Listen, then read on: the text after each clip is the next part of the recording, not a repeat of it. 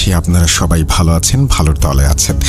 আর বৃহস্পতিবারের নতুন একটি এপিসোডে আপনাদের সবাইকে স্বাগত জানাচ্ছি। আপনারা সবাই জানেন যে আমরা গত বছরের মাঝামাঝি সময় থেকেই বলতে গেলে ইউটিউবে নতুন স্টোরি নিয়ে এসেছি এবং সেই সাথে বৃহস্পতিবারেও আমরা নতুন স্টোরি দেওয়া শুরু করেছি। আমরা চলে যাব আমাদের আজকের ঘটনায়। আশা করছি প্রথম থেকে শেষ পর্যন্ত আমাদের শুনবেন। 1 মিলিয়ন সাবস্ক্রাইবার আমাদের এখন, এবং আপনারা যদি সঙ্গে থাকেন, যদি সাহস হয়ে পাশে দাঁড়ান, তাহলে আমরা সামনের দিকে নির্দ্বিধায় এগিয়ে যাবার প্রেরণা পাবো। আমাদের চ্যানেলটি অবশ্যই সাবস্ক্রাইব করুন। চলুন সরাসরি চলে যাচ্ছি ঘটনায়। আসসালামু আলাইকুম রাসেল ভাই, আশা করি ভালো আছেন। আমি মেহেদি হাসান, লিখছি দুবাই থেকে। আমি 2011 সাল থেকে ভূত FM শুনে আসছি। এখন কর্মব্যস্ততার কারণে ভূত.com লাইভ এপিসোড না শুনতে পারলেও সময় পেলে আপনার ইউটিউব চ্যানেল থেকে ঘটনা শুনি। আমার অনেক দিনের ইচ্ছে ছিল একটা ঘটনা পাঠাবো ভূত.com-এ। অনেক আগে একটা ঘটনা পাঠিয়েছিলাম, হয়তো ওই ঘটনাটা গ্রহণযোগ্যতা পায়নি, সেই জন্য সিলেক্টেড হয়নি। আবারও আরেকটা ঘটনা পাঠালাম। ঘটনাটা ভালো লাগলে পড়ে শোনানোর অনুরোধ রইল। ঘটনা শুরু করার আগে ঘটনাটি কিভাবে কার কাছ থেকে সংগ্রহ করেছি সেটা বলি। আমি দুবাই আল নাহদা, ওইখানে একটা বিলাসবহুল ভবনের নিরাপত্তা কর্মী বা ওয়াচম্যান হিসেবে দায়িত্বরত আছি। এখানে আমার বেশ কিছু দেশি বিদেশি বন্ধু রয়েছে। তার ভেতরে অন্যতম হচ্ছে চুকস। চুকস একজন আফ্রিকান নাগরিক। ওর বাড়ি গাম্বিয়ার একটা উপকূল অঞ্চলে। সঙ্গত কারণে জায়গার নাম আমি বলছি না। চুকস আমার বয়সী 28 বা 29 বছর হবে। ওর দাদু বাগলার একজন নাম করা কবিরাজ। দাদুর বয়স বর্তমানে 90 বছর হবে। উনি যেহেতু একজন কবিরাজ, সেই জন্য ওনার অনেক অভিজ্ঞতা রয়েছে এসব বিষয়ে। গাম্বিয়াতে এক ধরনের নৃত্যের আয়োজন করা হয়, ওটাকে বলে কুম্প নৃত্য বা কুম্পো নৃত্য। বিভিন্ন খড়খুঁটা দিয়ে ও তাল গাছের পাতা দিয়ে বানানো বিশেষ এক কুম্পো ঘন্টার পর ঘন্টা নৃত্য করে থাকে কোনো মানুষ ছাড়া। এই কাজগুলো ওখানকার কবিরাজরা করে থাকেন কালো জাদুর মাধ্যমে। তাছাড়া গ্রামে পাহারা দেওয়ার জন্য ওখানকার কবিরাজরা কাঠের তৈরি পুতুল বানান, এগুলোকে বলে জামবেটু। এই জামবেটুর ভেতরে পিশাচ বন্দি করে সেগুলো দিয়ে গ্রাম পাহারার কাজ করা হয়ে থাকে। আপনারা জানেন যে পুরো আফ্রিকা মহাদেশ জুড়ে ভয়ঙ্কর ভয়ঙ্কর কালো জাদুর চর্চা করা হয়। এই পাগলার দাদু তার কবিরাজি জীবনে অনেক ভয়ঙ্কর সাধনা করেছেন, অনেক বড় বড় জিনের মোকাবেলা করেছেন। তো আজকে আমি পাগলার দাদুর একটা ভয়ঙ্কর অভিজ্ঞতা এখানে শেয়ার করব, যেটা আমি চুকসের কাছ থেকে শুনেছি। তো চলুন ঘটনা শুরু করা যাক।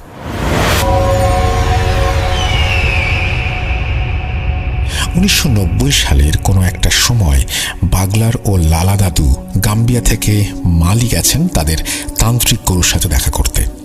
লালা দাদু হচ্ছে বাগলার দাদুর একজন ঘনিষ্ঠ বন্ধু। তিনি বাগলার দাদুর মতো একজন কবিরাজ, আর এই তান্ত্রিক গুরু হচ্ছেন ওনাদের গুরু।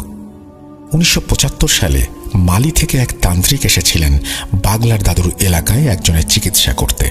সেই মালি থেকে গাম্বিয়া এত দূর থেকে তাকে আনা হয়েছিল কারণ বিষয়টা অনেক জটিল ছিল, যা অন্যান্য সাধারণ কবিরাজের পক্ষে সমাধান করা সম্ভব ছিল না। ওই তান্ত্রিক মূলত একজন মহিলার উপরে কালো জাদু কাটানোর জন্য এত দূর থেকে এসেছিলেন। তারপর এই গুরুর সাথে বাগলার দাদু ও বাগলার দাদুর বন্ধু লালা, তাদের দুজনের কথা হয়। ওনারা ওই তান্ত্রিক গুরুকে বেশ আপ্যায়ন করেন। তারপর তার কাছ থেকে কঠিন কঠিন জাদুবিদ্যা শেখার আগ্রহ প্রকাশ করলে এক পর্যায়ে মালির সেই তান্ত্রিক গুরু রাজি হন। তারপর থেকে বাগলার দাদু ও লালা দাদু অনেক কিছু শেখেন। বিগত 15 বছরে অনেকবার বাগলার দাদু গেছেন সেই তান্ত্রিক গুরুর সাথে দেখা করতে এবং তার কাছ থেকে অনেক অনেক কঠিন কঠিন জাদুবিদ্যা শিখেছেন। অনেক কঠিন সমস্যার সমাধানও নিয়ে এসেছেন। এবার একটা বিশেষ দরকারে দুই দাদু গেছেন তান্ত্রিক গুরুর সাথে দেখা করতে। এই তান্ত্রিক গুরুর বাড়ি মালির আকাসিয়া অঞ্চলে। এটি সেনেগাল ও মালির বর্ডার অঞ্চলে, তবে গাম্বিয়া থেকে বেশ দূরে। যাই হোক, বাগলার ও লালা দাদু গুরুর বাড়িতে যেয়ে দেখেন তার বাড়িতে অনেক মানুষের ভিড়।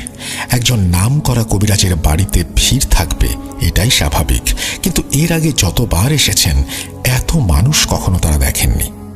দাদুরা বাড়ির ভেতরে প্রবেশ করে দেখেন উঠোনে একটা খাটের ওপরে একজন ৩০-৩২ বছরের মহিলার লাশ রাখা।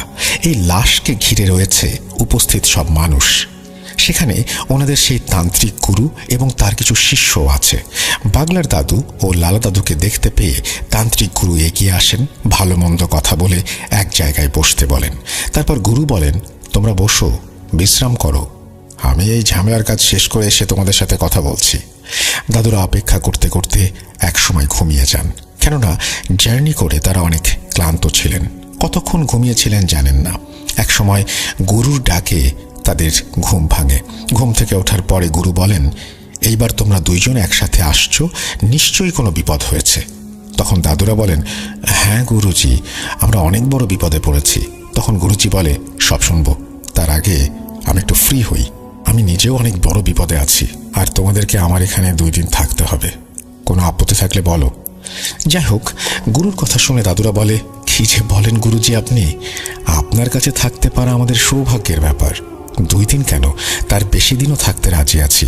আপনি শুধু বলেন কি করতে হবে আমাদের। তখন গুরু বলেন, চলো খাওয়া দাওয়া করে নেওয়া যাক, তারপর বলছি।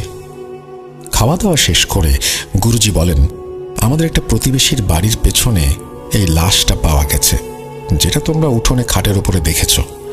এই লাশ নিয়ে একটু ঝামেলার ভেতরে আছি। আজকে সকালে এই লাশটা আমাদের গ্রামের এক প্রতিবেশীর ঘরের পেছনে পাওয়া যায়। ওই প্রতিবেশীর ঘরটা হচ্ছে একটা পরিত্যক্ত নির্জন জায়গার পাশে। আমি ওই প্রতিবেশীর একটা ছদ্মনাম ব্যবহার করছি, ধরেন তার নাম এরিক। এখন এরিকদের ঘরের পেছনে একটা লাশ পাওয়া গেছে। এই ঘটনা আশেপাশের লোকজন জানতে পারে। তখন সবাই এরিকের বাড়িতে ভিড় জমায়। কে এই মেয়ে, এই লাশ এখানে এলো কিভাবে, এরকম প্রশ্ন আসতে থাকে চারপাশ থেকে। কিন্তু এরিক ও তার পরিবার বারবার বলছে তারা কিছু জানে না, এটা একটা ষড়যন্ত্র। মজার বিষয় হচ্ছে এটা কার লাশ সেটা কেউ জানে না। এই মহিলাকে কেউ আগে কখনো দেখেছে বলেও মনে করতে পারে না। এক পর্যায়ে এলাকাবাসী ও এরিকদের ভেতরে কথা কাটাকাটি শুরু হয়। তারপর শুরু হয় মারামারি। সবাই এরিককে সন্দেহ করে। কিছু যুবক এরিককে মারতে থাকে। খবর পেয়ে আমিও ছুটে গেলাম এরিকদের বাড়িতে। যে দেখি বেচারা বেধড়ক মার খাচ্ছে। আমি যেয়ে সেখানে বাধা দেই, জানতে চাই কি হয়েছে। সবকিছু শোনার পরে আমি ওই মহিলার লাশের কাছে যেয়ে খুব আতঙ্কিত হই। আমি দেখি মেয়েটার চোখের মণি দুটো দিয়ে রক্ত বের হচ্ছে আর গলায় আঙুলের চিহ্ন। তখন আমি উপস্থিত মহিলাদের উদ্দেশ্যে বলি, আচ্ছা তোমরা দেখো তো তার শরীরে কোনো আঘাতের চিহ্ন আছে কিনা। তখন এক মহিলা লাশটাকে ভালো করে দেখে। এক সময় সে বলে, গুরুজি, এই মেয়েকে খুব নির্মমভাবে শ্বাসরোধ করে হত্যা করা হয়েছে। সে সহ্য করতে পারেনি, তাই চোখ নাক মুখ দিয়ে রক্ত বেরিয়ে আসছে। মেয়েটার স্বাস্থ্য ভালো ছিল। তখন আমি বলি, তোমরা একটু পানি ঢেলে পরিষ্কার করো, তারপর আমি দেখছি কি করা যায়। তারপর আমি গ্রামের মুরব্বীদের সাথে কথা বলি। আমি বলি যে এই হত্যার সাথে এরিকের কোনো সম্পর্ক নেই, তোমরা ওকে ছেড়ে দাও। ওই মেয়ের হত্যা আমার কাছে কেমন যেন সন্দেহজনক লাগছে। আমাদের সামনে বিপদ হতে চলেছে, অশুভ কিছুর লক্ষণ পাচ্ছি। তাছাড়া ভাগ্য ভালো পুলিশ এখনো বিষয়টি জানেনি, জানলে কেউ পার পাবে না। আমার কথায় প্রথম থেকে সবাই একটু বিব্রত বোধ করলেও এক সময় ওরা বিশ্বাস করে। যাই হোক, তারপর গ্রামবাসী জানতে চায় এই হত্যার কারণ কি হতে পারে। আমি বলি, এটা এখন বলা যাচ্ছে না, তবে আমি আজকে রাতে আমার জাদুবিদ্যা প্রয়োগ করে জানার চেষ্টা করব আসলে কি ঘটনা ঘটেছিল। তোমরা যদি আমাকে বিশ্বাস করো তবে এই লাশটা আমার বাড়িতে পৌঁছে দাও। তখন সবাই বলে, গুরুজি, আমরা আপনাকে অবশ্যই বিশ্বাস করি, আর আমাদের বিশ্বাস আপনি পারবেন। তারপর ওরা ধরাধরি করে লাশটা আমার বাড়িতে নিয়ে আসে। এই হচ্ছে আপাতত ঘটনা। এখন আমার তোমাদের থেকে একটা সাহায্য লাগবে। বাগলার দাদু জিজ্ঞাসা করেন, কি সাহায্য গুরুজি? তখন গুরুজি বলেন, আজকে রাতে তোমাদের দুজনকে নিয়ে আমি একটা রিচুয়াল করতে চাই এই লাশের ওপরে। এই রিচুয়ালের মাধ্যমে আমরা জানতে পারবো এই মহিলার পরিচয়, তাকে কে বা কারা হত্যা করেছে, কি উদ্দেশ্য। তখন লালা দাদু আর বাগলার দাদু বলে, এটা তো আত্মা ফেরানো জাদু। গুরুজি বলেন, হ্যাঁ, তোমরা ঠিকই বলেছ।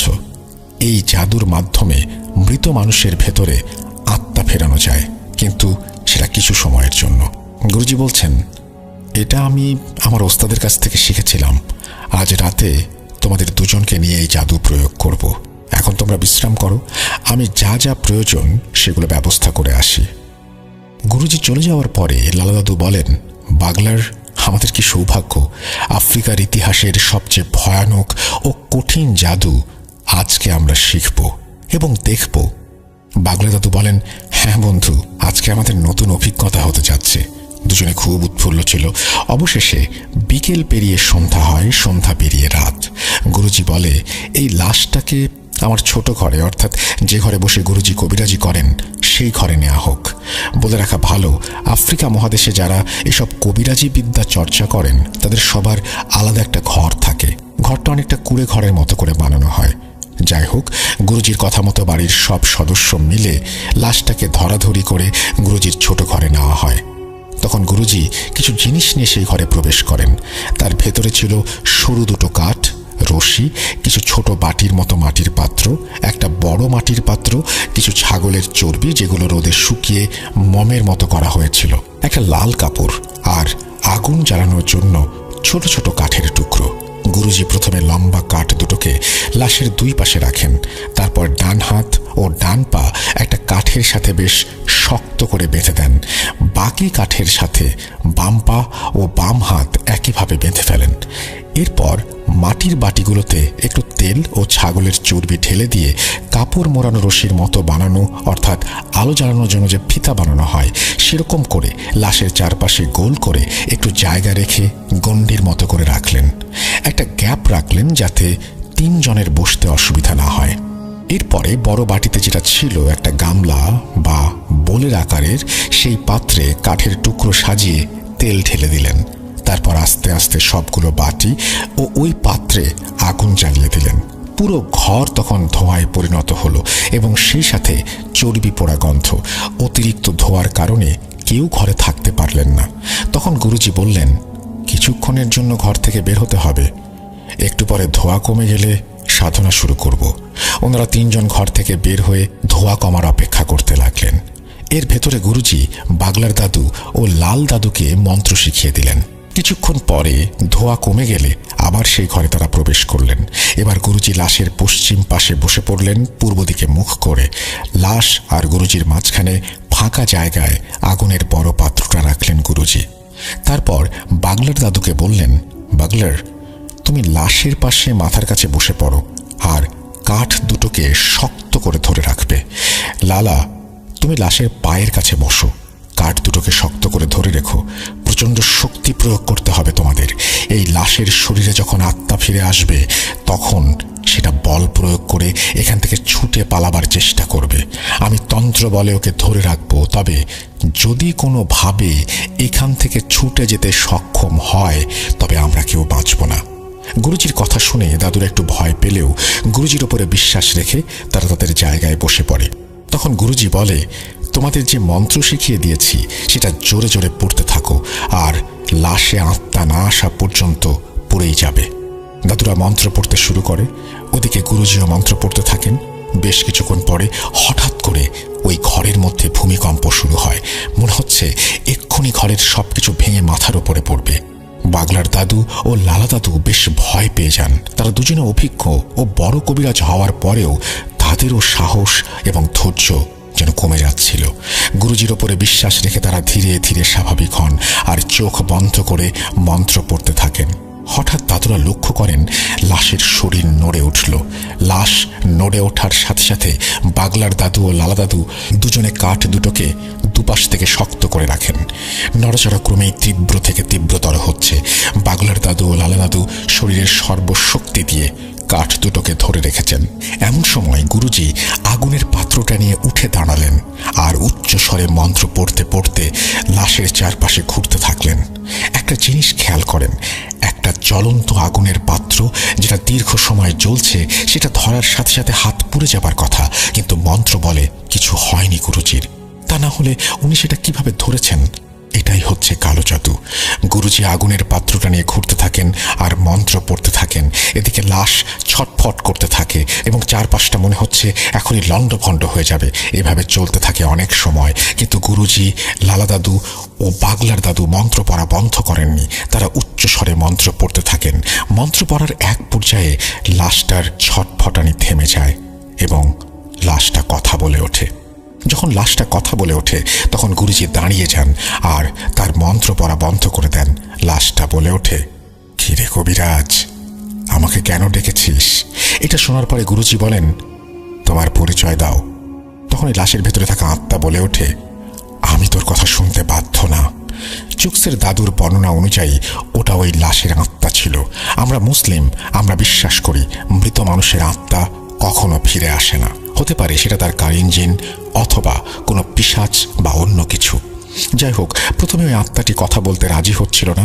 তারপর বিভিন্নভাবে তাকে বিভিন্ন কায়দায় রাজি করানো হয় এবং এক পর্যায়ে গুরুজি সক্ষম হন। গুরুজি একটা ওয়াদা করার পরেই লাশটি কথা বলে ওঠে।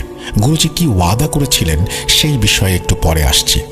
ওই মহিলার আত্মা বলে, আমার নাম নায়রা, ছদ্মনাম। আমার বাড়ি বামাকো অর্থাৎ মালির রাজধানী। আমি খ্রিস্টান। আমার বিয়ে হয়েছে মাত্র 3 বছর। আমার বাবা মা কেউ জীবিত নেই। আমার ভাই বোন সবার বিয়ে হয়ে গেছে। তারা সবাই আলাদা আলাদা পরিবার নিয়ে থাকে। আমার স্বামী ফ্রেডি, ছদ্মনাম, ছোটখাটো একটা ব্যবসা করে। বেশ সুখে আমাদের দিন কাটত। সেই সুখ আর সইল না। ফ্রেডি অন্য এক নারীর সাথে সম্পর্ক গড়ে তোলে আর আমাকে অবহেলা অবজ্ঞা করতে শুরু করে। এক পর্যায়ে আমি আমার স্বামীর নামে আমার ভাই বোন ও তার পরিবারের কাছে নালিশ করি। বিষয়টা আমার স্বামী অস্বীকার করে। তারপর তার এমন মিথ্যাচার আমি মেনে নিতে পারি না। আমাদের বাড়িতে আমাদের ভেতরে তুমুল ঝগড়া হয় এবং এক পর্যায়ে আমি তাকে ডিভোর্স দেওয়ার সিদ্ধান্ত নেই আর তাকে জানিয়ে দেই আমি আদালতে দাঁড়াবো তার বিরুদ্ধে।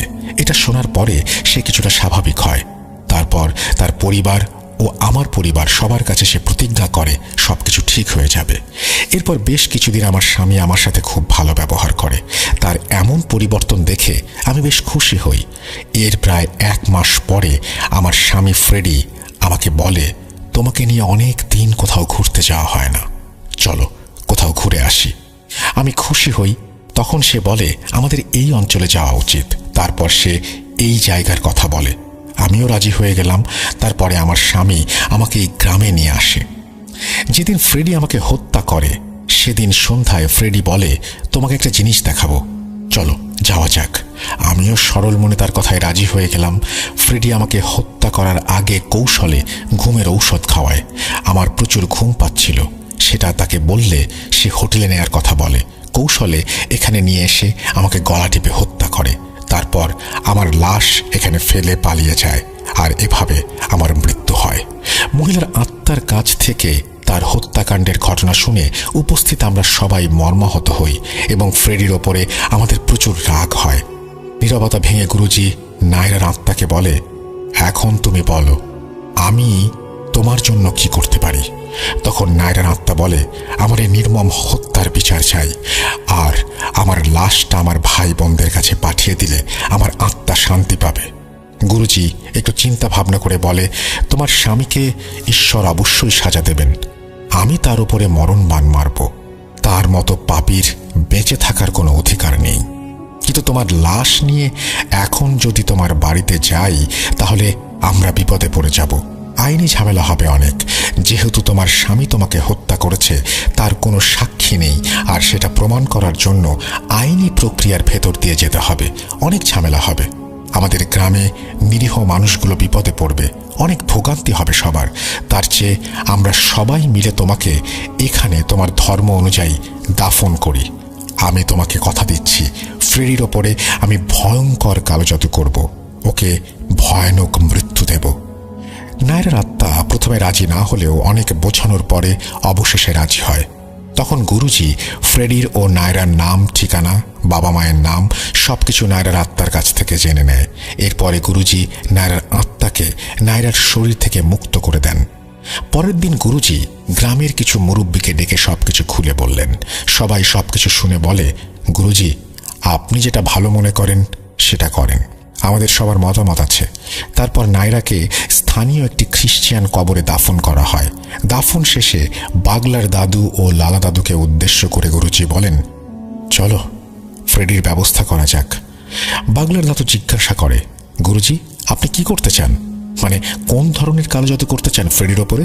তখন গুরুজি বলে, আমি ওর উপরে এমন কালো জাদু করব, ও শুধু মৃত্যু কামনা করবে, কিন্তু কমপক্ষে 20 দিনের আগে ওর মৃত্যু হবে না। বাগলার দাদু আবার জিজ্ঞাসা করে, এটা কি জাদু? তখন গুরুজি বলেন, আমি ওর উপরে এমন মরণ বান মারব তাতে ওর প্রচন্ড মাথা ব্যথা হবে, সেই সাথে চোখও ব্যথা হবে। মাথা ব্যথা, চোখ ব্যথায় ও কিছু খেতে পারবে না, ঘুমোতে পারবে না। দুনিয়ার কোনো ডাক্তার কবিরাজ ওকে ভালো করতে পারবে না। আমি সেই ব্যবস্থা করব। এভাবে ছটফট করতে করতে একদিন ও মারা যাবে। এটা হবে ওর শাস্তি। তারপর গুরুজি ফ্রেডির ওপরে বান মারেন। বান কিভাবে মারা হয়েছে সেটা চুকস জানতে পারেনি, আর এই ঘটনার মূল বিষয়ও সেটি নয়। এখন ঘটনার মূল পার্ট শুরু করব। এটা বর্ণনা করার আগে একটু বলে রাখি, এমন ঘটনা আমি অন্তত কখনো শুনিনি। এটা আমার জীবনের সম্পূর্ণ ভিন্ন একটা অভিজ্ঞতা, যেমনটা আমি শুনেছি বা জেনেছি। যাই হোক, সব ঝামেলা শেষ করে গুরুজি বাগলার দাদু ও লালা দাদুর উদ্দেশ্যে বলে, তোমরা তো দেখলে কত বড় বিপদের ভেতরে ছিলাম, আর সেই জন্য তোমাদের কাছ থেকে ভালো করে জানতে পারছিলাম না তোমাদের আসার উদ্দেশ্য কি।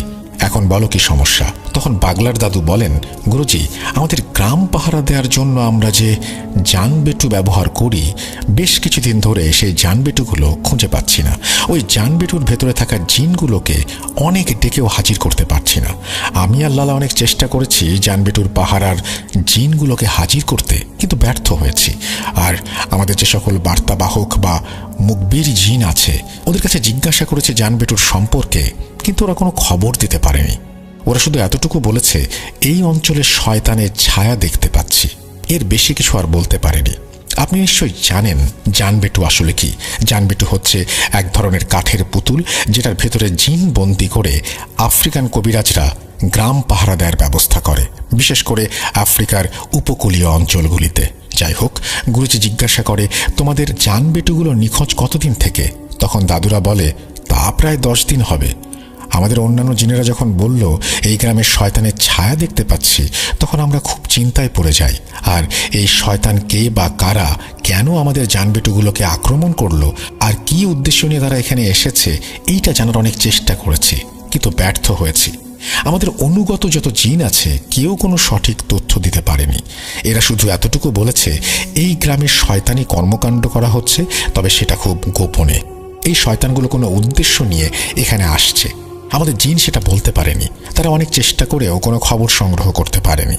জানবেটুগুলো যেহেতু সবসময় এলাকা পাহারা দেওয়ার কাজ করে, তাই ওরা সর্বপ্রথম ওই জানবেটুর ভেতরে থাকা জিনগুলোকে হত্যা করেছে অথবা বন্দি করে নিয়ে গেছে। এর ভেতরে দুটো ঘটনা ঘটে গেছে, যে ঘটনা দুটো নিয়ে পুরো গ্রামের মানুষ আতঙ্কিত। গুরুজি জিজ্ঞেস করলেন, কি সেই ঘটনা? বাগলা দাদু বললেন, জানবেটুগুলো নিখোঁজ হবার 2 দিন পরে আমাদের গ্রামের একটা ছেলে জিয়ান কাজ শেষ করে নদীর পাড় দিয়ে বাড়ি ফিরছিল। এক জায়গায় এসে জিয়ান দেখতে পায় একটু দূরে দুটো অবয়ব দাঁড়িয়ে আছে। এটা দেখে জিয়ান খুব অবাক হয়। জিয়ান আস্তে আস্তে এগোতে থাকে। একটু কাছে আসার পরে জিয়ান বুঝতে পারে ওই অবয়ব দুটো আসলে দুটো মানুষ। তারা কালো কাপড় পরা আর নদীর ভেতরে ঠিক হাঁটু পানিতে দাঁড়িয়ে আছে। আবছা আলোয় জিয়ান লক্ষ্য করে লোক দুটোর হাত দুটোয় দুটো পাত্র দেখা যাচ্ছে। তারা পাত্র দুটো ধরে ওখানে দাঁড়িয়ে আছে। জিয়ান মনে মনে ভাবে, এই লোক দুটো কে, আর তারা এই হাঁটু পানির মধ্যে দাঁড়িয়ে কি করছে? চোর না তো আবার? জিয়ান বুদ্ধি করে নদীর পাড়ে থাকা একটা গাছের আড়ালে লুকিয়ে পড়ে আর উঁকি মেরে দেখতে থাকে আসল ঘটনা কি ঘটেছে। জিয়ান দেখে লোক দুটো অজানা ভাষায় কিছু পড়ল, তারপর পাত্রের ভেতরে থাকা তরল কোনো একটা জিনিস নদীর পানিতে ঢেলে দিল। জিয়ান বুঝতে পারে এরা কোনো সাধারণ মানুষ না, এরা নিশ্চয়ই কোনো কবিরাজ বা তান্ত্রিক। জিয়ান লক্ষ্য করে ওই তরল জাতীয় জিনিস যখনই পানিতে ঢেলেছে, তখনই ওই জায়গার পানি পাক খেতে শুরু করেছে। তখন ওই কবিরাজ দুটো নদী থেকে কিনারায় উঠে ওই গাছের দিকে আসতে থাকে, যেই গাছের পেছনে জিয়ান লুকিয়েছিল। লোক দুটোকে তার দিকে আসতে দেখে জিয়ান প্রচণ্ড ভয় পায়। তখন সে মনে মনে আল্লাহকে ডাকতে শুরু করে। জিয়ান মুসলিম ছিল, সে তার জানা যত দোয়া আছে সব পড়তে থাকে আর মনে মনে আল্লাহকে বলে, হে আল্লাহ, আমার উপরে রহমত করো, লোক দুটোর হাত থেকে আমাকে রক্ষা করো। এক সময় লোক দুটো জিয়ানের অনেকটা কাছে এসে নদীর দিকে মুখ করে দাঁড়িয়ে থাকে। ওদিকে জিয়ান খেয়াল করে নদীর ভেতরে পাক ক্রমেই বেড়ে চলেছে, আর সেই পাকের ভেতর থেকে উঠে আসে বিশাল একটা কচ্ছপ। এত বড় কচ্ছপ জিয়ান আগে কখনো দেখেনি। আকারে সেটা একটা মানুষের থেকে দ্বিগুণ হবে, আর উচ্চতায় মানুষের সমান। দানবীয় এমন একটা কচ্ছপ দেখে জিয়ান প্রচণ্ড ভয় পায়। ওর ইচ্ছে করে একটা চিৎকার দিয়ে এখান থেকে পালিয়ে যেতে, কিন্তু গাছের আড়াল থেকে বেরিয়ে আসার সাথে সাথে সে ধরা পড়ে যাবে সেই ভয়ে, আর সেখান থেকে বের হতে পারে না। জিয়ান দেখে কচ্ছপটা ধীরে ধীরে ওই লোক দুটোর কাছে আসছে। কচ্ছপটা ওই লোক দুটোর সামনে এসে থেমে যায়। তারপর জিয়ান যেটা দেখে সেটা দেখার জন্য সে মোটেও প্রস্তুত ছিল না। সে দেখে কচ্ছপটার মাথা বেরিয়ে আসলো, কিন্তু সেটা কোনো কচ্ছপের মাথা না, সেটা একটা মানুষের মাথা। এই মাথাটা অনেক ভয়ঙ্কর এবং বিভৎস। যেটুকু আবছা আলোয় দেখা যায় সেই আলোয় জিয়ান দেখে ওর মাথায় চুলগুলো জট বাঁধা, মুখের মাংসগুলো পচন ধরা, আর দুই মুখে কাটা কাটা চিহ্ন। মনে হচ্ছে চিহ্নগুলো কেউ ধারালো ছুরি দিয়ে কেটে ফেলেছে। কাটা জায়গায় মাংস বেরিয়ে আসছে, চোখগুলো গোল গোল, চোখের কোটর জোরে গোল কালো দাগ। এমন ভয়ঙ্কর জিনিস দেখে জিয়ানের দম বন্ধ হয়ে যাওয়ার উপক্রম। তার শরীর রীতিমতো কাঁপতে শুরু করে। জিয়ান চিৎকার দিতেও পারে না। জিয়ান তার হাত দিয়ে নিজের মুখ চেপে ধরে। এমন সময় ওই কচ্ছপরূপী জিনটা মানুষের মতো কথা বলে ওঠে। এটা দেখা ও শোনার পর জিয়ান আর নিজেকে ধরে রাখতে পারে না, সে সেখানে অজ্ঞান হয়ে যায়। পরের দিন সকালে গ্রামের কিছু মানুষ জিয়ানকে অজ্ঞান অবস্থায় ওই গাছের নিচে পায়। আমি আর লালা খবর পেয়ে ছুটে যাই জিয়ানকে দেখতে। গিয়ে দেখি মসজিদের ইমাম সাহেব জিয়ানকে ঝাড়ফুঁক করছে। ইমাম সাহেবের চেষ্টায় জিয়ান সুস্থ হয়ে ওঠে। আমি আর লালা ইমাম সাহেবকে জিজ্ঞাসা করি, হুজুর কি হয়েছে, আপনি কি বুঝলেন? ইমাম সাহেব বলেন, অশুভ কর্মকাণ্ডের ইঙ্গিত পাচ্ছি। যাই হোক, জিয়ান একটু সুস্থ হলে সে পুরো ঘটনা খুলে বলে। তখন আমরা বুঝতে পারি আসলে ঘটনা কি ঘটেছে। ইমাম সাহেব বলেন, জিয়ান, খোদা তোমার সাথে ছিল বলে ওই শয়তানের নজর থেকে তুমি বেঁচে গেছো। তুমি দোয়া দুরূদ পড়েছিলে বলে ওই শয়তানগুলো তোমাকে দেখতে পায়নি। ওরা যদি তোমাকে দেখতে পারত তবে তোমাকে ওখানে মেরে ফেলতো। আমরা জিয়ানকে জিজ্ঞেস করি, আচ্ছা জিয়ান, তুমি কি ওই লোক দুটোকে চিনতে পেরেছ? জিয়ান বলে, তাদেরকে চিনি না। যাই হোক, তারপর আমি, লালা, ইমাম সাহেব যার যার জায়গা থেকে চেষ্টা করি সেদিন রাতে কি ঘটেছে সেটা জানার, কিন্তু ব্যর্থ হই। এই ঘটনার 2 দিন পরে লালাদের এক প্রতিবেশীর কন্যা সন্তান নিখোঁজ হয়। বাচ্চার বয়স ছিল 3 মাস। বাড়ির ভেতর থেকে বাচ্চা নিখোঁজ হওয়ার বিষয়টা আমাদের সবাইকে নাড়া দিয়েছে। আমরা সবাই বুঝতে পারছি খুব ভয়ানক কিছুর আবির্ভাব হয়েছে আমাদের এলাকায়। এই রহস্য উদ্ঘাটন ও তার সমাধান করার মতো ক্ষমতা আমাদের এখনো হয়নি।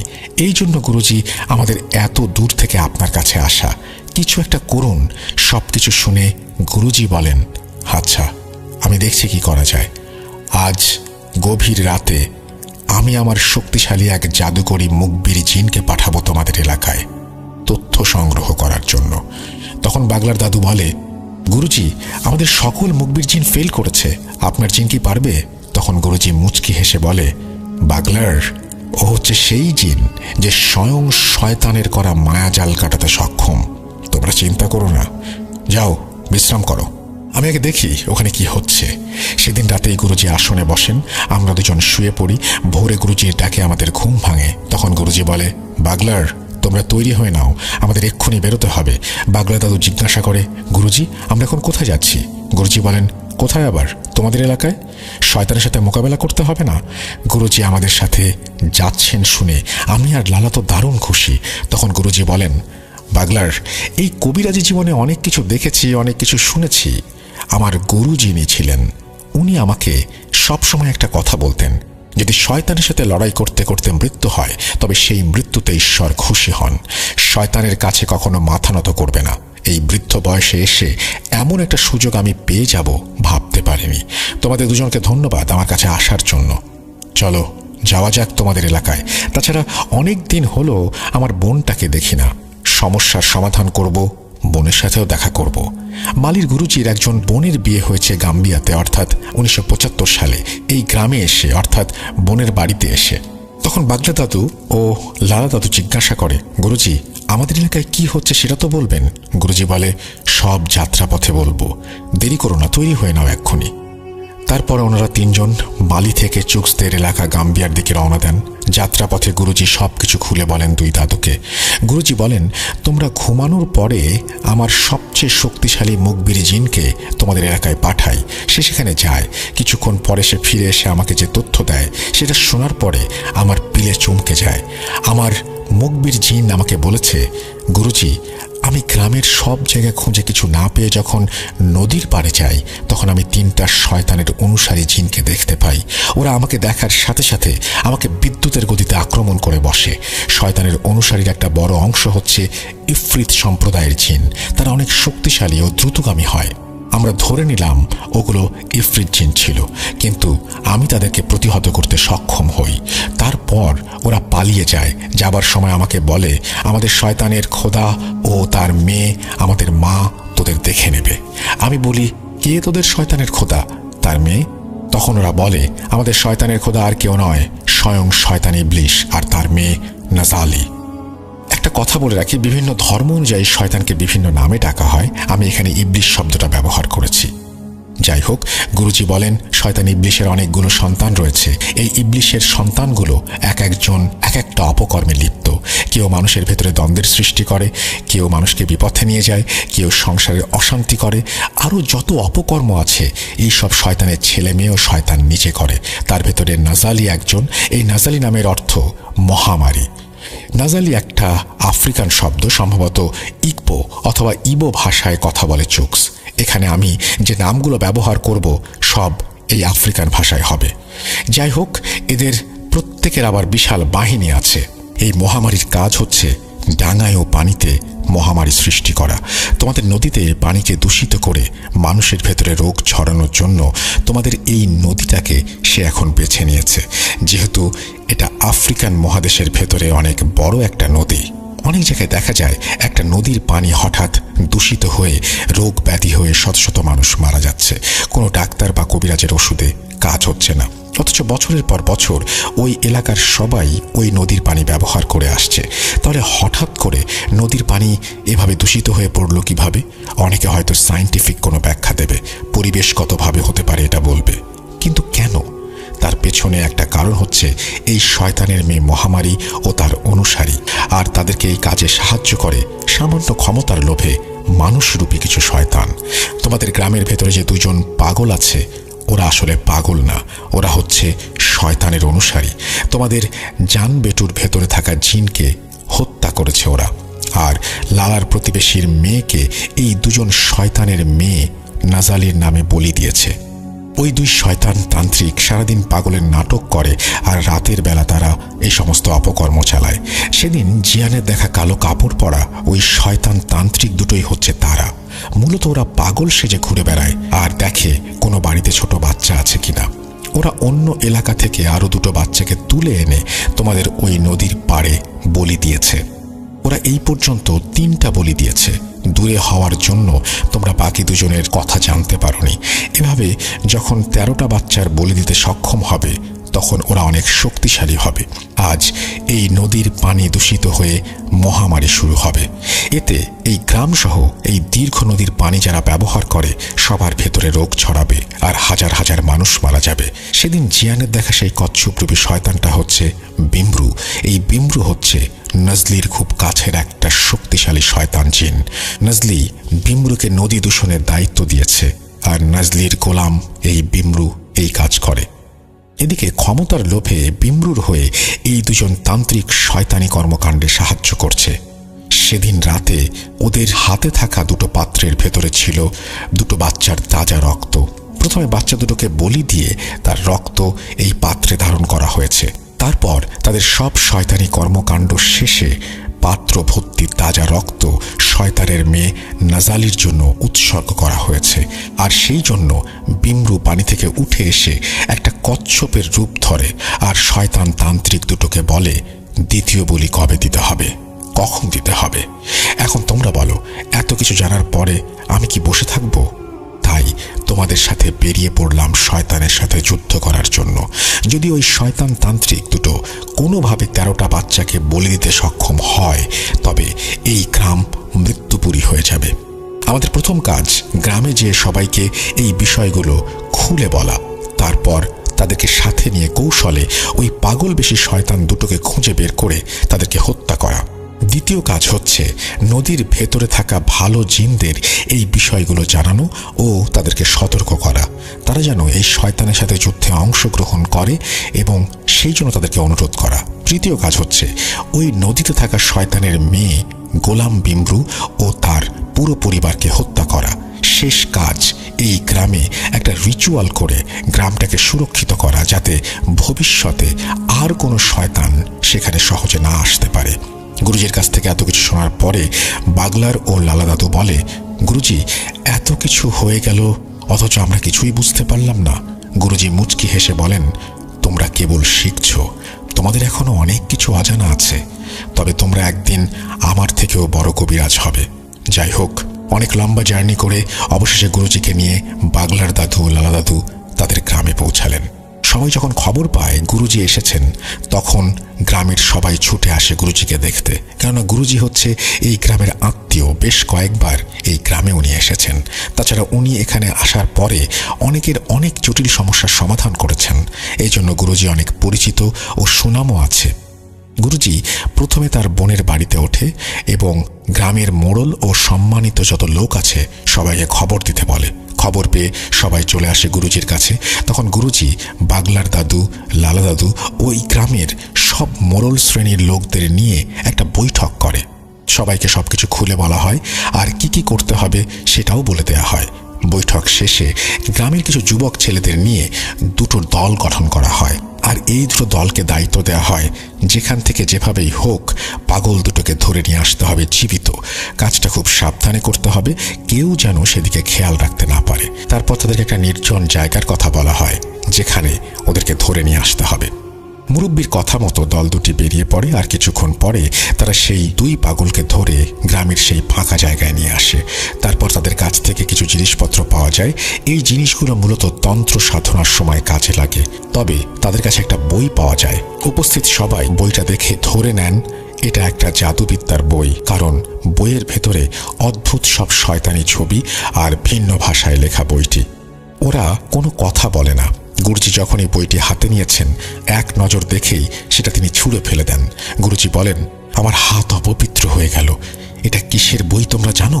উপস্থিত সবাই বলে, না। তখন গুরুজি বলে, এটা হচ্ছে কোডেক্স গিগাস, অর্থাৎ শয়তানের বাইবেল। আরে, এরা তো মানুষ নয়, এরা শয়তানের ধর্ম গ্রহণ করেছে। ওরা যে কত নিষ্পাপ বাচ্চাকে শয়তানের নামে বলি দিয়েছে সেটা সৃষ্টিকর্তা ভালো জানেন। সময় নষ্ট না করে ওদেরকে জিন্দা আগুনে পুড়িয়ে মেরে ফেলো। গুরুজির কথা মতো ওদের শরীরে পেট্রোল ঢেলে আগুন জ্বালিয়ে দেয়া হয়। ওরা মরার আগে শুধু একটা কথা বলে, আমাদের শয়তানের খোদা তোমাদের শাস্তি দেবে। ওই দুজনের কাছ থেকে অনেক কিছু জিজ্ঞাসা করা হয়েছিল মরার আগে, যেমন তোমরা কতদিন ধরে এই শয়তানি কর্মকাণ্ডে লিপ্ত, কোথা থেকে এসেছো, ইত্যাদি ইত্যাদি। কিন্তু ওরা নাকি কোনো কথার উত্তর দেয়নি। যাই হোক, শয়তান দুটোকে আগুনে জ্বালিয়ে দেওয়া হয়, সেই সাথে ওই শয়তানি কিতাবও আগুনে পুড়িয়ে ফেলা হয়। গুরুজি বলেন, ওদের হাড় ও ছাই থাকবে সব একটা গর্তে এবং সেই গর্ত মাটিতে ভরাট করে দেবে। তারপর গুরুজি বলে, বাগলার ও লালা, আজ রাতে তোমরা আমার সাথে ওই নদীর পাড়ে যাবে যেখানে জিয়ান ওই কচ্ছপটা দেখেছিল। আর নদীর পাড়ে যাবার আগে একটা কাজ করতে হবে, 7টা গাভীর দুধ দহন করতে হবে, একটা পাত্রে করে নিয়ে আসতে হবে সেটাকে, আর শক্ত করে দুটো লাঠির ব্যবস্থা করতে হবে। গুরুজির কথা মতো 7টা গরুর দুধ এক পাত্রে সংগ্রহ করা হয় আর শক্ত দুটো লাঠি। তারপর পাত্রটি গুরুজির হাতে দেয়া হয়। গুরুজি বলেন, এবার চলো নদীর পাড়ে যাওয়া যাক। বাগলার দাদু ও লালা দাদুকে সাথে নিয়ে গুরুজি নদীর সেই জায়গায় যান যেখানে সেই শয়তানটিকে দেখা গিয়েছিল। তারপর গুরুজি বলেন, তোমাদের হাতের লাঠি দুটো আমাকে দাও। লাঠি দুটো নিয়ে গুরুজি মন্ত্র পড়ে তাতে ফু দেন। তারপর গুরুজি বলেন, আমি এখন নদীর ভেতরে যাব, আর আমি যাওয়ার পরে তোমরা দুজন লাঠি হাতে করে দাঁড়িয়ে থাকবে। এখানে কেউ আসার চেষ্টা করবে, কিন্তু যখনই দেখবে তোমাদের হাতে এই মন্ত্র পড়া লাঠি, তখন কেউ আর এখানে আসতে পারবে না। আমি পানি নিচে যাওয়ার পরে কিছু শয়তান পানির ভেতর থেকে ওপরে আসার চেষ্টা করবে, কিন্তু উঠতে পারবে না। আমি পানির ভেতরে শয়তানদের দেখে নেব, আর ওপরের শয়তানদের তোমরা দেখে রাখো। তোমরা যদি বুঝতে পারো কেউ তোমাদের কাছে এসেছে, তখন সৃষ্টিকর্তার নাম নেবে এবং জোরে করে তাকে আঘাত করবে। তারপর দেখবে শয়তান কেমন লেজ গুটিয়ে পালায়। গুরুজির কথা শুনে বাগলার ও লালা দাদু বলে, গুরুজি, আপনি কোনো চিন্তা করবেন না, আমরা আছি এখানে, আপনার কোনো চিন্তা নেই, আপনি যান। তারপর গুরুজি নদীর পানিতে নেমে পড়েন, মানে একদম কিনারায় যেখান থেকে পানি শুরু। তারপর মন্ত্র পড়ে ওই দুধের পাত্রে ফুঁ দিতে থাকেন। তারপর দুধ ভর্তি পাত্রটি পানিতে ডুবিয়ে দেন। তার কিছু সেকেন্ডের ভেতরেই গুরুজির সামনে পাক খাওয়া শুরু হয় এবং ফাঁকা হয়ে যায়। তখন গুরুজি সেই ফাঁকা জায়গা দিয়ে নদীর ভেতরে প্রবেশ করেন। ডাঙায় বাগলার ও লালা দাদু লাঠি হাতে দাঁড়িয়ে সব দেখছেন। গুরুজি চলে যাওয়ার পরে শুরু হয় বন্য সব জীবজন্তুর ভয়ঙ্কর হুঙ্কার। চারপাশ জুড়ে যত সব ভয়ঙ্কর জন্তু জানোয়ার গর্জন করতে থাকে। বাগলা দাদু লক্ষ্য করে নদীর পাড়ে গাছপালার ভেতর থেকে অনেক জোড়া চোখ ওদের দিকে ভয়ঙ্কর দৃষ্টিতে তাকিয়ে আছে। এই দৃশ্য দেখে মোটামুটি ভয় পেলেও দুজনের একজনও ওই জায়গা থেকে এক চুলো নড়েনি। প্রায় 1 ঘন্টা পরে নদীতে আবারও পাক শুরু হয়, আর আগের মতো পাকের জায়গাটা ফাঁকা হয়ে যায়। এদিকে পাক শুরু হওয়ার সাথে সাথে আশেপাশে সব হুঙ্কার গর্জন থেমে যায়। তার কিছুক্ষণ পরে গুরুজি সেইখান থেকে উঠে ডাঙায় চলে আসে। গুরুজি ডাঙায় আসার পরে বাগলার ও লালা দাদু লক্ষ্য করে গুরুজি একটুও পানিতে ভেজেনি। গুরুজির জামা কাপড় সম্পূর্ণ শুকনো। এটা দেখে দুজনে খুব অবাক হয়। যাই হোক, গুরুজিকে দেখে দাদুরা জিজ্ঞাসা করে, গুরুজি আপনি ঠিক আছেন? গুরুজি বলে, হ্যাঁ আমি ঠিক আছি। তোমাদের কোনো অসুবিধা হয়েছে? তারা বলে, হ্যাঁ, অনেকগুলো শয়তান এসেছিল জন্তু জানোয়ার সেজে ভয় দেখানোর চেষ্টা করছিল। তখন গুরুজি বলে, এই লাঠির সামনে আসার মতো সাহস কারো নেই। এখন বাড়ি চলো, আজকে গভীর রাতে এই শয়তানি খেলা শেষ করতে হবে। এখানে বাসা বাঁধা বড় শয়তানকে মারতে হবে। তখন দাদুরা জিজ্ঞেস করে, গুরুজি আপনি যে উদ্দেশ্যে নদীর ভেতরে গেলেন সেটা সফল হয়েছে? গুরুজি বলেন, হ্যাঁ হয়েছে। সব সমস্যা সব ঝামেলা শেষ করে পরবর্তীতে গুরুজি বলেছিল নদীর ভেতরে কি হয়েছিল। গুরুজি বলেন, আমি পানির নিচে নামলাম। আমি দেখতে পেলাম একটা রাস্তা চলে গেছে। আমি সেই রাস্তা ধরে হাঁটতে থাকলাম। একটু সামনে যাওয়ার পরে একটা কালো ছায়া আমার পথ আটকে দাঁড়ায়। আমাকে বলে, এই কবিরাজ কোথায় যাচ্ছিস? আমি বলি, সেটা জেনে তোর কি কাজ? আমার পথ ছাড় বলছি। তখন ওই ছায়াটা আমাকে বলে, তোর এত বড় সাহস আমাদের জগতে এসে আমাকে বলিস পথ ছাড়তে? আমি বুঝতে পারি এই শয়তান এত সহজে পথ ছাড়বে না। আমি আমার জামার পকেট থেকে কিছু পাথরের টুকরো বের করি, যেটা আমি আসার সময় বাড়ি থেকে নিয়ে এসেছিলাম। আমি সেই পাথরে মন্ত্র পড়ে ফুঁ দিয়ে ওই ছায়ায় ছুঁড়ে মারলে ও চিৎকার করে সেখান থেকে অদৃশ্য হয়ে যায়। তারপর আমি আবার হাঁটতে থাকি। কিছু দূর যাওয়ার পর দেখি ভয়ঙ্কর একটা কালো সাপ ফনা তুলে আমার পথ আটকে রেখেছে। অনেক বড় একটা সাপ, 3টি মাথা একসাথে ফনা ধরে আছে। আমি সেদিকে দাঁড়াতেই 3 মাথা একসাথে নড়ে ওঠে। 3 জন মানুষ যদি একসাথে একই কথা বলে তাহলে যেমন শোনা যাবে, ঠিক সেই রকমভাবেই 3টি মাথা মানুষের মতো করে কথা বলে ওঠে। ওরা বলে, এই কবিরাজ থাম, তুই এখানে যে উদ্দেশ্যে আসছিস সেটা হবে না। প্রাণে বাঁচতে চাইলে ফেরত যা। তখন আমি একটা পাথর দিয়ে ওই সাপের দিকে ছুঁড়ে মারি, সেটা অদৃশ্য হয়ে যায়। তারপর কিছুক্ষণ হাঁটার পরে একটা বিশাল প্রাসাদ দেখতে পাই। আমি বুঝতে পারি এটাই পানির নিচে থাকা জিন সর্দারের বাড়ি। আমি গেটের কাছে যাওয়ার সাথে সাথে দুজন আমাকে দেখে বলল, গুরুজি আপনি একা এসেছেন? আমরা আপনাকে আনতেই যাচ্ছিলাম। আমাদের সর্দার আপনার জন্য অপেক্ষা করছে। প্রাসাদের ভেতরে ঢুকলাম। ভেতরে যেয়ে দেখি সর্দার সেখানে বসে আছে, তার সাথে অনেকে আছে। আমাকে দেখে সর্দার প্রথমে সালাম জানায়, তারপর তার সাথে ভালো মন্দ কথা হয়। তারপর আমরা কাজের কথা এলাম। সর্দার বলে, গুরুজি আপনার হাড়ি ভর্তি 7টি গরুর দুধের উপহার আমার পছন্দ হয়েছে। আমি কি জানতে পারি আপনি কি জন্য এখানে এসেছেন? তখন আমি সর্দারকে সবকিছু খুলে বলি। সর্দার তার কিছু সংবাদ সংগ্রহকারী গোয়েন্দাকে নিয়োগ করে। তারপর তাদের কাছে জিজ্ঞাসা করে গুরুজি যেটা বলছেন সেটা সত্যি কিনা। ওরা বলে, হ্যাঁ এখানে কিছু শয়তান আছে, কিন্তু কি অপকর্ম করার জন্য এসেছে সেটা এখন আমরা বুঝতে পারছি না। এই জন্য আপনাকে কোনো তথ্য দিতে পারিনি, আর আমরা নজর রেখেছি ওদের ওপর। তখন ওদেরকে আমি বলি, সর্দার দেখো, তোমাদের জিনদের কোনো দোষ নেই। ওরা এমন মায়াজাল সৃষ্টি করতে পারে যেটা মানুষ তো দূরের কথা, কোনো জিনও ধরতে পারে না। আমি আমার অনুগত একজন জাদুকরী মুখবির জিনের কাছ থেকে তথ্য সংগ্রহ করেছি। তারপর আমি সর্দারকে আমার পরিকল্পনার কথা বলি যে কিভাবে এই শয়তানদের শায়েস্তা করতে হবে। তখন সর্দার বলে, গুরুজি আপনি চিন্তা করবেন না, আপনি শুধু আমাকে ডাকলেই আমি আমার সর্বশক্তি দিয়ে শক্তিশালী সেনাবাহিনী সহ যুদ্ধ চালানোর জন্য হাজির হয়ে যাব। তারপর আমি সর্দারকে বলি, আজ গভীর রাতে আমি আসবো এই নদীর পাড়ে। সর্দার আমার কথায় রাজি হয়। এরপর আমি সেখান থেকে চলে আসি। তখন সর্দার আমাকে তার 2 জন জিনের মাধ্যমে এখানে পৌঁছে দেয়। নদীর ভেতর থেকে ওঠার পরে গুরুজি বলেছিলেন, আজকে গভীর রাতে তিনি আবার দাদুদের সাথে এখানে আসবেন, এখানেই আসন করে বসবেন, যা করার করবেন। তখনকার মতো ওনারা বাড়িতে চলে যান। যাওয়ার পথে কোনো সমস্যা হয়নি, কারণ গুরুজি সাথে ছিলেন সেই জন্যই। যাই হোক, বাগলার দাদু গুরুজিকে খাওয়ার জন্য অনুরোধ করেন। দাদু বলেন, গুরুজি আপনি সারাদিন কিছু খাননি, আসুন কিছু খেয়ে নেবেন। তখন গুরুজি বলেন, বাগলার, আমি এই সমস্ত কাজে আসার পরে কিছু খাই না যতক্ষণ পর্যন্ত আমি কাজটা শেষ করছি। তোমরা খাওয়া দাওয়া করলে করে নিতে পারো। তখন দাদু বলে, কি যে বলেন গুরুজি, আপনি না খেলে আমরা কি করে খাবো? তখন গুরুজি বলে, আমার দুটো জিনিস লাগবে, তোমরা পারবে এই দুটো জিনিস এনে দিতে? বাগলা দাদু বলেন, কি জিনিস গুরুজি, আপনি বলুন শুধু। গুরুজি বলে, এক মুঠো চাল আর একটা মুরগি। বাগলার দাদু বলে, এটা আমার বাড়িতে আছে। বাগলার দাদু একটা মুরগি ও এক মুঠো চাল এনে দেন। ওগুলো নিয়ে সেই রাতে ওনারা আবারও নদীর পাড়ে আসেন। গুরুজি বলেন, তোমরা দুটো বড় পাতা নিয়ে আসো। তখন পাশে থাকা গাছ থেকে বাগলার দাদু দুটো বড় পাতা নিয়ে আসে। গুরুজি বলে, ওই পাতার উপরে চালগুলো দুই ভাগ করে রাখো। সেটাই হয়। তারপর গুরুজি মুরগিটাকে জবাই করে সেই মুরগির রক্ত চালগুলোর উপরে ফেলতে থাকেন। দুটো পাতার উপরে রাখা চালের উপরে সমানভাবে রক্ত দিয়ে চালগুলো ভিজিয়ে দেন।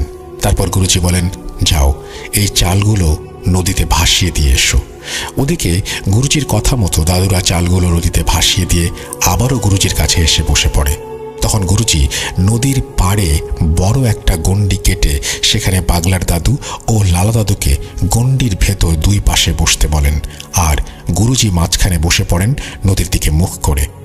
গুরুজি লালা দাদু ও বাগলা দাদুকে মন্ত্র শিখিয়ে দিয়ে সেটা পড়তে বলেন। দুই পাশে দুজন মন্ত্র পড়তে থাকে আর গুরুজি মাঝখানে বসে মন্ত্র পড়ছেন। তারপর তিনি তার পকেট থেকে 3টা পাথর বের করে সেগুলো এক এক করে নদীর দিকে ছুঁড়ে মারেন। পাথর 3টা ছুঁড়ে মারার সাথে সাথে নদীতে আগের মতো পাক খাওয়া শুরু হয়। আর একটু পরে সেই পাকের ভেতর থেকে উঠে আসে জিয়ানের দেখা সেই কচ্ছপ। বাগলা দাদু বলেছিলেন এই কচ্ছপ নাকি বিশাল এক দানবের মতো। তারপর ধীরে ধীরে ওনাদের 3 জনের দিকে আসতে থাকে সেটি। কচ্ছপটি ওনাদের 3 জনের সামনে এসে থেমে যায়, আর তার মাথার জায়গা থেকে দুটো মানুষের মাথা বেরিয়ে আসে। সেই মাথা দেখতে ভয়ঙ্কর, বিভৎস। তার মাথার চুলগুলো জট বাঁধা, মুখের মাংসে পচন ধরা এবং বিভিন্ন জায়গায় ক্ষত চিহ্ন। মনে হচ্ছে চিহ্নগুলো কেউ ধারালো ছুরি দিয়ে কেটে দিয়েছে। চোখের কোটরে কালো দাগ। এটাই সেই বিমরু। বিমরু বলে, কিরে কবিরাজ, আমাকে কেন ডেকেছিস? কবিরাজ বলে, তোরা যে উদ্দেশ্যে এখানে এসেছিস সেটা করা যাবে না, এখান থেকে চলে যা। তখন বিমরু বলে, তোর এত বড় সাহস, তুই আমাকে হুকুম করিস? তুই জানিস না আমি কে? তখন গুরুজি বলে, হ্যাঁ আমি জানি তুই একটা শয়তান, আর আমি ঈশ্বরের সেবক। তোর মনে কোনো দয়া মায়া নেই। আমি দয়ালু, আমি চাইলে তোকে শাস্তি দিতে পারতাম। তোর কথায় নিষ্পাপ 3টা শিশুকে বলি দিতে হয়েছে। সেই অপরাধে তোকে হত্যা করা আমার পাপের কিছু না। তবুও ভালোই ভালোই বলছি, তুই এখান থেকে চলে যা, তা না হলে তোকে হত্যা করতে বাধ্য হব। তখন বিমরু এক পৈশাচিক হাসি হাসতে থাকে। তারপর হাসি থামিয়ে বলে, কবিরাজ, তোর সাহস থাকলে এই গণ্ডির বাইরে এসে কথা বল। তখন গুরুজি হেসে বলে, তোর নাকি অনেক ক্ষমতা, আমার গণ্ডির ভেতরে এসে দেখা। একথা শোনার পরে বিমরুর আগে গড় গড় করতে থাকে। গুরুজি আবারও বলে, শেষবারের মতো তোকে বলছি, এই এলাকা ছেড়ে যাবি কিনা বল। বিমরু বলে, না। তখন গুরুজি বলে, দাগুরা, শয়তানটাকে মেরে ফেল। এই কথা বলার সাথে সাথে পাশের জঙ্গল থেকে এক লাফে কিছু একটা সবার সামনে চলে আসে। বাগলার দাদু দেখে বিশাল একটা সিংহ, যার অর্ধেক মানুষের মতো। অন্ধকারে সেটা হাতির থেকেও বড়। হাত পা সব আছে, শরীর আছে মাথা সিংহের মতো। চোখের সামনে দানবী এক সিংহ দেখে দাদু বেশ ভয় পেয়ে যায়। ততক্ষণে বিমরু তার কচ্ছপের খোলস থেকে হাত পা বের করে মানুষের মতো উঠে দাঁড়ায়। শুরু হয় দুজনের মধ্যে তুমুল যুদ্ধ। এবার গুরুজি ওপরের দিকে চেয়ে মন্ত্র পড়তে থাকে, আর ওর দিকে যুদ্ধ চলছে। এমন সময় আমরা দেখি নদীর পানিতে উথাল পাথাল অবস্থা। মনে হচ্ছে ভেতরে ঝড় বয়ে যাচ্ছে। নদী ও নদীর দুই পারের জায়গায় একটা নারকীয় অবস্থার সৃষ্টি হয়। দাগুরা এবং বিমরুর লড়াই তখনও চলছে। দাদু বলছে, ভয়ে আমাদের দম যাবার অবস্থা। এতদিনে আমরা কবিরাজি জীবনে এমন ভয়ঙ্কর যুদ্ধ দেখিনি। আমরা দুজন ভয়ে জড়সড় হয়ে গণ্ডির ভেতরে বসে থাকলাম, চোখ বুজে, আর ঈশ্বরকে ডাকতে থাকলাম। দুজনের ভেতরে সমানে যুদ্ধ চলছে। হঠাৎ কোথা থেকে একই রকমের আরও একটা সিংহ হাজির হয় আর ঝাঁপিয়ে পড়ে বিমরুর ওপরে। এবার ওরা দুজনে বিমরুকে ভালো মতো ধরে ফেলে। তারপর ওরা প্রথমে বিমরুর শরীর থেকে মাথা আলাদা করে, এরপর পুরো শরীর টেনে ছিঁড়ে টুকরো টুকরো করে ফেলে। বিমরু শেষ। তারপর ওই সিংহ দুটো এক লাফে নদীর ভেতরে চলে যায়।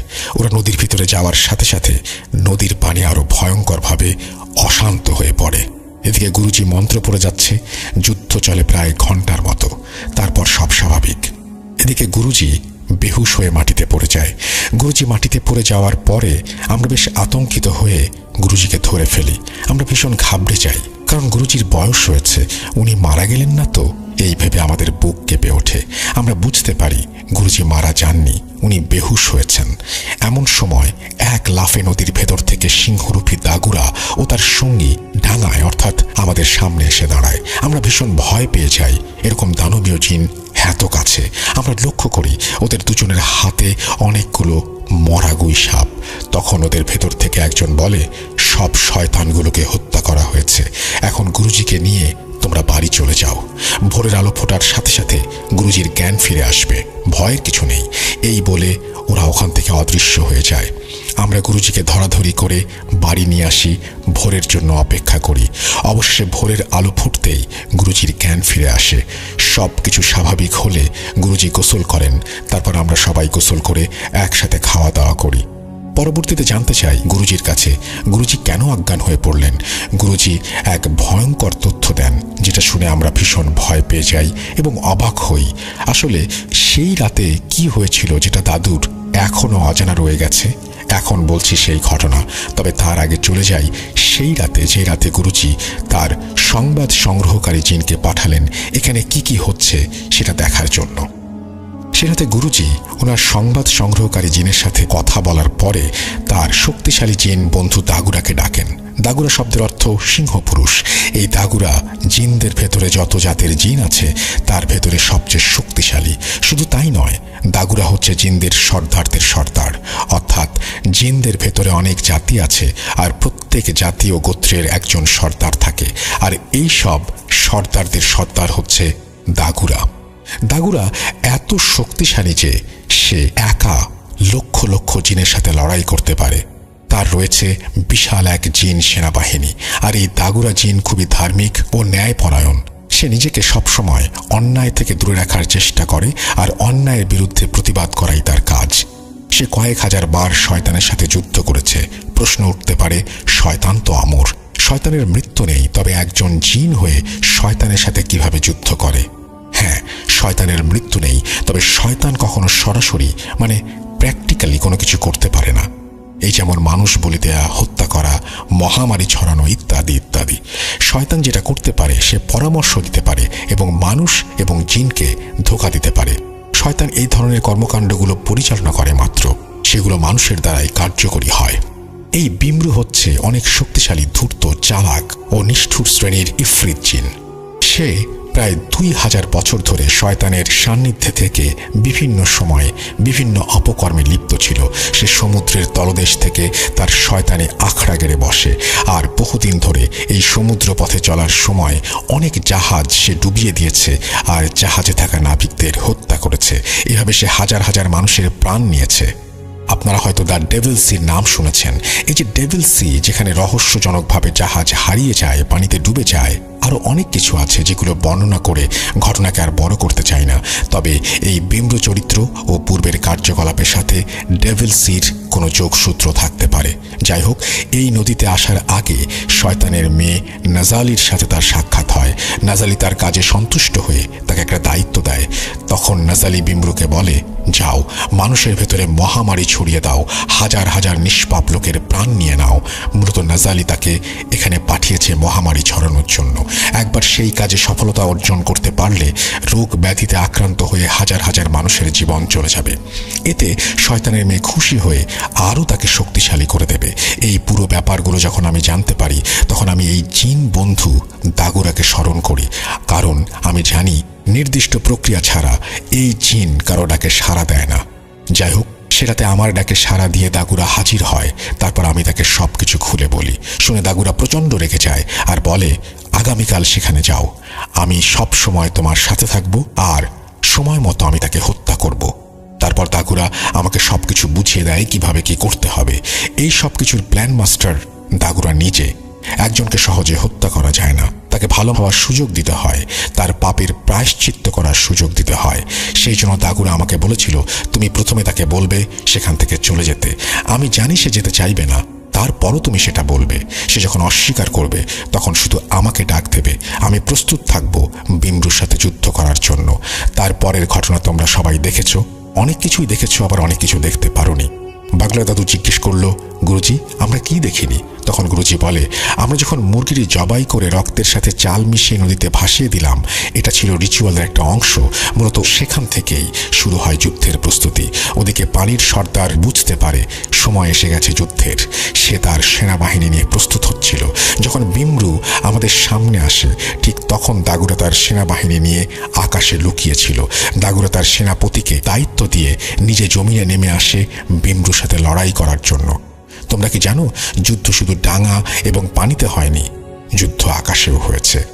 বিমরুর বিপদ বুঝতে পেরে হাজার হাজার শয়তানের অনুসারীরা এসেছিল বিমরুকে বাঁচানোর জন্য এবং তার হয়ে যুদ্ধ করার জন্য। কিন্তু ততক্ষণে আমি মন্ত্র বলে একটা বলয় সৃষ্টি করি। সেই বলয় ভেদ করে ওই শয়তানগুলো নিচে আসতে পারেনি।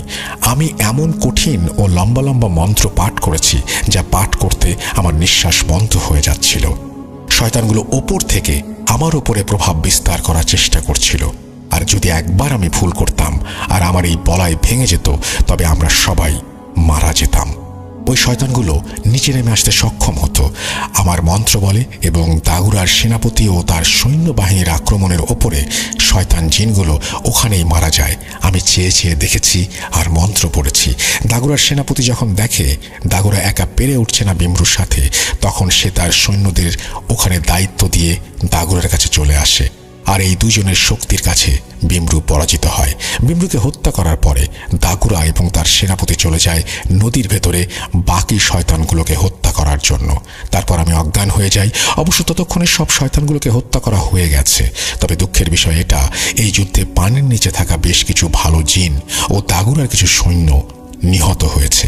আর এভাবেই একটা ভয়ঙ্কর শয়তানি বাহিনীকে দাগুরা এবং পানির নিচের সর্দার পরাস্ত করে এবং তাদের সবাইকে মেরে ফেলতে সক্ষম হয় দাগুরা এবং সেনাবাহিনীর হাতে। তোমরা যে গুইসাপগুলো দেখেছো, ওগুলো সব মৃত শয়তানের অনুসারী। তো এটাই ছিল মূল ঘটনা, যার অনেক কিছু তোমরা জানো না। গুরুজির কাছে সবকিছু শোনার পরে দাদুরা বেশ অবাক হন এবং গুরুজির অনেক প্রশংসা করতে থাকেন। আর দাদুরা দুঃখ প্রকাশ করেন সেই সমস্ত জিনদের জন্য যাদের রক্ষা করা সম্ভব হয়নি। এরপর গুরুজি এই গ্রামটা পুরোপুরি বন্ধ করে দেন। সেবার গুরুজি 4-5 দিন ছিলেন তার বোনের বাড়ি। আপ্যায়নের কোনো কমতি ছিল না তার। গ্রামের প্রত্যেকটা মানুষ গুরুজির কাছে কৃতজ্ঞ। গুরুজির এই 4-5 দিনে বাগলার দাদুরা অনেক কিছু শেখেন গুরুজির কাছ থেকে। এরপরেও বেশ কয়েকবার বাগলার দাদু গেছেন গুরুজির বাড়ি। তবে এটাই ছিল গুরুজির শেষবারের মতো আসা মালি থেকে গাম্বিয়া। গুরুজি এখন আর জীবিত নেই, তবে গাম্বিয়ার প্রবীণদের কাছে গুরুজি এখনো এক মহানায়ক। ওনার মতো কবিরাজ আফ্রিকা মহাদেশে খুব কম ছিল। এই ঘটনাটি অর্থাৎ ঘটনার দ্বিতীয় পর্ব, এটি এখনও যারা প্রবীণ তাদের মুখে মুখে শোনা যায়। এখনও সন্ধ্যা হলে অনেক প্রবীণরা তার নাতি নাতনিদের নিয়ে বসে যান গুরুজির গল্প করতে। উনি মরেও এখনও জীবিত। আমি চুকসের কাছে গুরুজির নাম জিজ্ঞাসা করেছিলাম, সে নাম বলতে পারেনি। চুকসের কাছ থেকে বেশ কিছু ঘটনা শুনেছি, কিন্তু সেগুলো আমাদের বাংলাদেশের প্রেক্ষাপটে গ্রহণযোগ্য নয়। ঘটনার ভেতরে এমন কিছু বিষয় রয়েছে যেগুলো নিয়ে প্রচুর সমালোচনা হতে পারে। এই ঘটনাগুলো সংগ্রহ করতে আমার বেশ বেগ পেতে হয়েছে। সে অনেক এলোমেলোভাবে ঘটনা উপস্থাপন করেছিল, তাকে বারবার প্রশ্ন করতে হয়েছিল। যেমন জিন বলতে ওরা বোঝে demon, devil, black devil, spirit ইত্যাদি ইত্যাদি।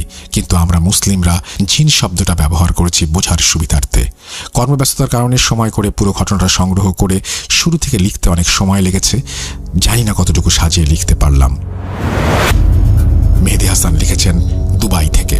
Thank you so much. অনেক লম্বা একটা স্টোরি, অনেক লম্বা একটা story. Thank you very much এবং অনেক ইন্টারেস্টিং একটা স্টোরি। আপনাদের সবাইকে অনেক ধন্যবাদ ধৈর্য নিয়ে শোনার জন্য, এবং আপনাকেও ধন্যবাদ এই ঘটনাটি আমাদের সামনে উপস্থাপন করার জন্য। আশা করছি ভবিষ্যতে আপনার ঘটনা পাবো। ভালো থাকবেন আপনি। তো লিসেনার্স, আমরা আজকের মতো এখানেই শেষ করছি। আশা করছি আমাদের এই ঘটনাটি আপনাদের ভালো লেগেছে। যদি ভালো লাগে অবশ্যই আমাদের জানাবেন, যদি ভালো না লাগে তাও আমাদের জানাবেন।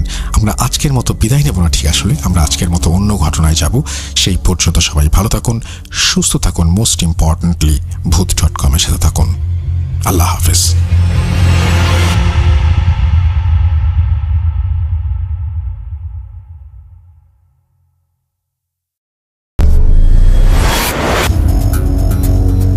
যেভাবে লেখা আছে আমি সেভাবেই পড়ছি। লিখছেন, আমার নাম মীর রাজু। আমি চাই ঘটনাটি পড়ে শোনান। তিনি তার মোবাইল নাম্বারও শেয়ার করেছেন। তারপরে তিনি লিখছেন, প্রিয় রাসেল ভাই, আশা করি আপনি ভালো আছেন, কারণ আপনি ভালোর দলে। আমি মীর রাজু। আমার বাড়ি ফেনী জেলার সোনাগাজী উপজেলায়। ব্যস্ততার কারণে স্টুডিওতে এসে আমার পক্ষে ঘটনা বলা সম্ভব না, তাই পড়ে শোনালে খুশি হব।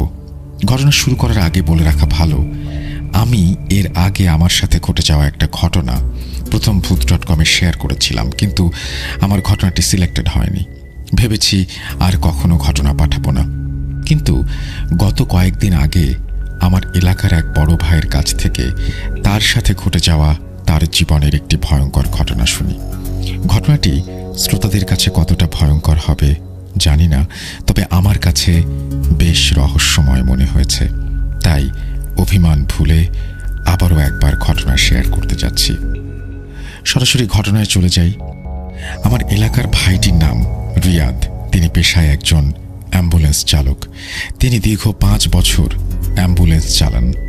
এ জীবনে তার সাথে ছোট বড় অনেক ভৌতিক ঘটনা ঘটেছে, কিন্তু এই ঘটনাটি বেশ ভয়ের। ঘটনা বোঝার স্বার্থে রিয়াদ ভাইয়ের মতো করে বলছেন রিয়াদ ভাই।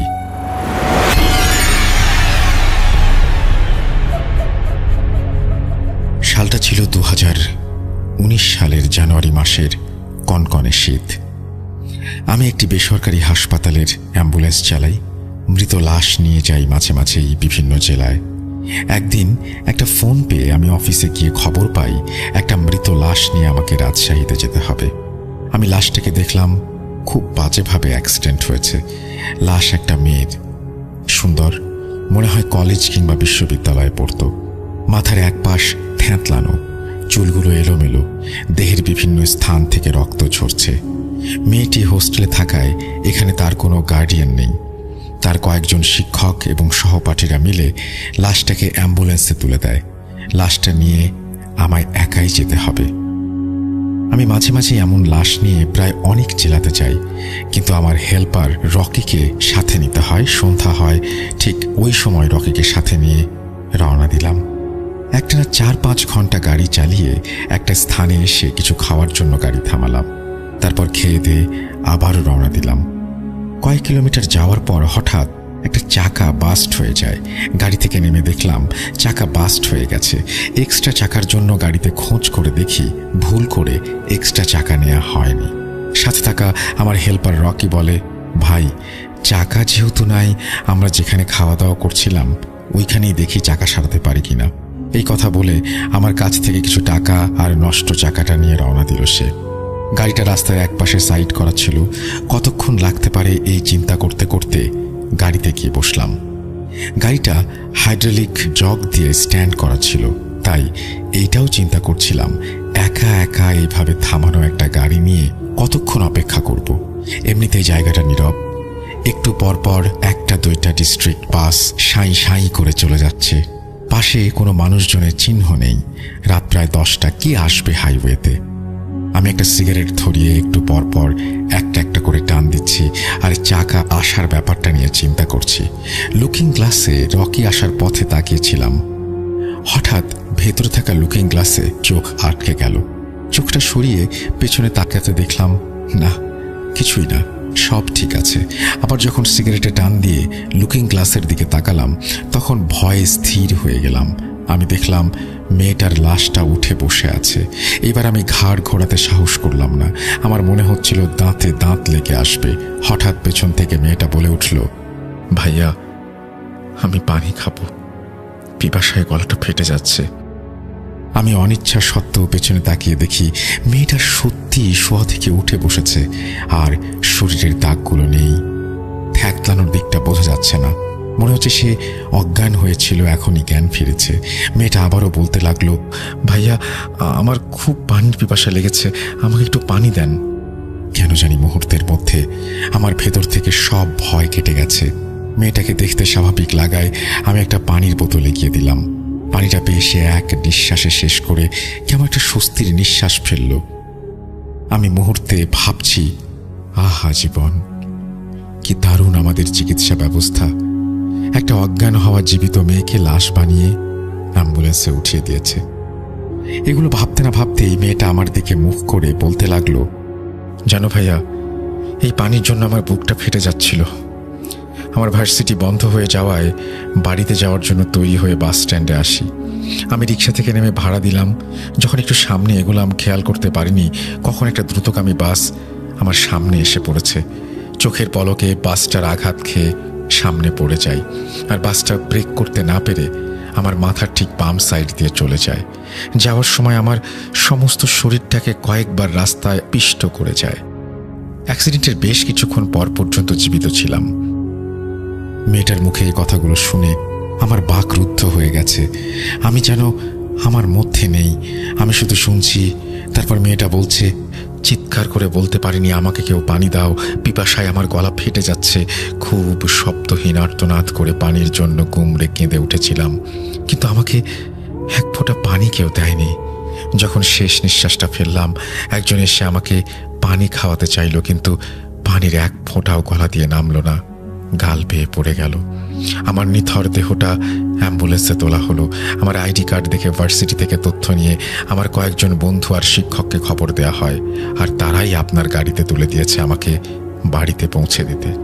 মেয়েটা এক নিঃশ্বাসে কথাগুলো বলে একটু চুপ করে আবারও বলল, ভাইয়া, আমার আব্বা আম্মা আর ভাই বোনকে বলবেন আমার জন্য যেন না কাঁদে, আর আপনাকে অসংখ্য অসংখ্য ধন্যবাদ আমাকে পানি খাওয়ানোর জন্য।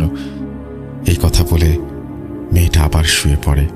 ততক্ষণে আমার হেল্পার রকি চাকা ঠিক করে এসে বলল, ভাই চলেন, চাকা ঠিক হয়ে গেছে। আমি শুধু পেছনে তাকিয়ে আছি। রকে গায়ে হাত দিয়ে ধাক্কা দেওয়ায় আমার নীরবতা ভাঙে, আমার সম্বিত ফিরে পাই আমি। রকির ইশারা পেয়ে খেয়াল করলাম আমার পুরো শরীর ঘামে ভেজা। এ বিষয়ে রকিকে কিছু বললাম না, চাকাটা লাগিয়ে আবার রওনা দিলাম। মেয়েটার বাড়ি যেতে যেতে পরদিন সকাল 9টা বেজে যায়। মেয়েটার লাশ পেয়ে মেয়েটার বাবা মা ভাই বোন কান্নাকাটি শুরু করে দিল। আমি ওইখানে বেশিক্ষণ অপেক্ষা করতে পারলাম না। মেয়েটার বলা কথাগুলো কারো কাছে বলতে পারিনি। গাড়ি স্টার্ট দিয়ে ঢাকার দিকে রওনা দিলাম। মনটা খারাপ করে একটানা গাড়ি চালিয়ে যখন আবার ওই রাস্তায় আসলাম যেখানে গাড়ি নষ্ট হয়েছিল, সেখানে এসে দেখলাম মেয়েটা রাস্তায় দাঁড়িয়ে আছে, সুন্দর একটা হাসি দিয়ে হাত নাড়িয়ে আমাকে বিদায় জানাচ্ছে। এটা দেখে আমার মনটা কেন যেন এক অজানা কারণে ভালো হয়ে গেল। ভালো একটা স্বস্তি নিয়ে ঢাকায় ফিরে চলে আসলাম। কোনো ভয় পাইনি, তবে এই রহস্যময় ঘটনাও আজও আমায় ভাবায়। এই বলে রিয়াদ ভাই তার ঘটনা শেষ করলেন। রাসেল ভাই, ঘটনাটি ভালো লাগলে পড়ে শোনাবেন। তো এই ছিল ঘটনা, আমি পড়ে শোনালাম। আশা করছি আপনাদেরও ভালো লেগেছে। যদি আপনাদের ভালো লাগে তাহলে আপনারাও ইমেল করুন। আমাদের ইমেল অ্যাড্রেস হচ্ছে russell.booth.com@gmail.com। আপনার নাম, ঠিকানা এবং ফোন নাম্বার সহ আপনার জীবনে ঘটে যাওয়া সেরা ঘটনা পাঠিয়ে দিন আমাদেরকে। আমরা অপেক্ষায় থাকলাম আপনার ঘটনার, এবং আরও বেশি বেশি করে যদি ঘটনা পাঠান, আরও বেশি বেশি করে ইমেল এপিসোড হবে, আরও বেশি বেশি করে আমরা ফিরে আসবো আপনাদের কাছে। সুতরাং অপেক্ষায় আছি আপনাদের ঘটনার। স্টুডিওতে আসুন বা লিখে পাঠান, যেভাবে খুশি ঘটনা পাঠিয়ে দিন আমাদের। চলে যাব আমাদের পরবর্তী ঘটনায়।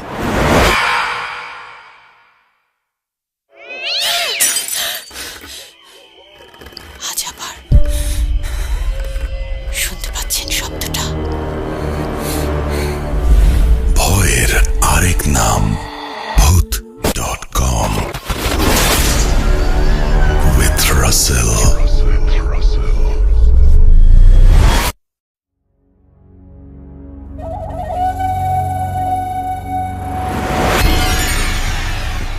ঈদ মুবারক আপনাদের সবাইকে।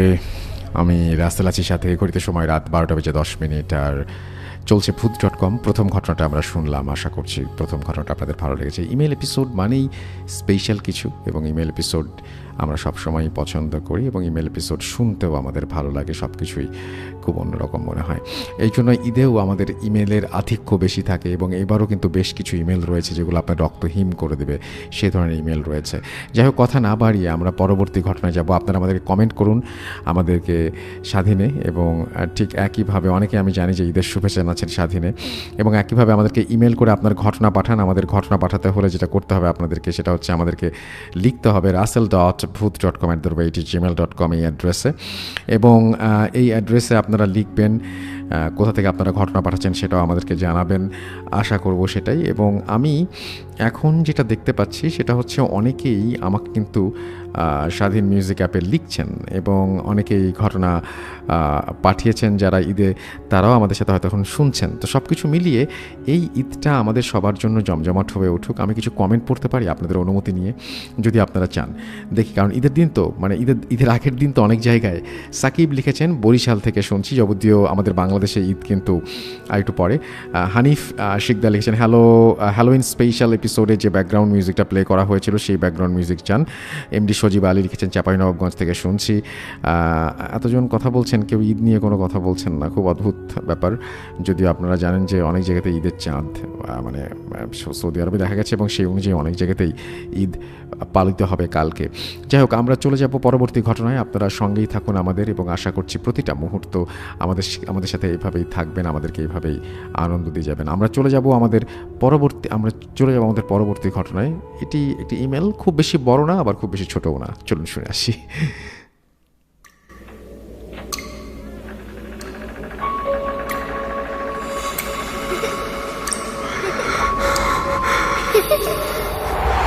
লুকোচুরি খেলবে? লুকোচুরি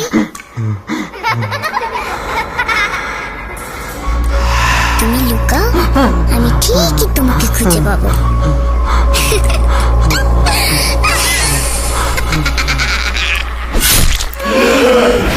Booth.com with Russell. যেভাবে লেখা আছে আমি সেভাবেই পড়ছি। আসসালামু আলাইকুম রাসেল ভাই। ওয়ালাইকুম সালাম।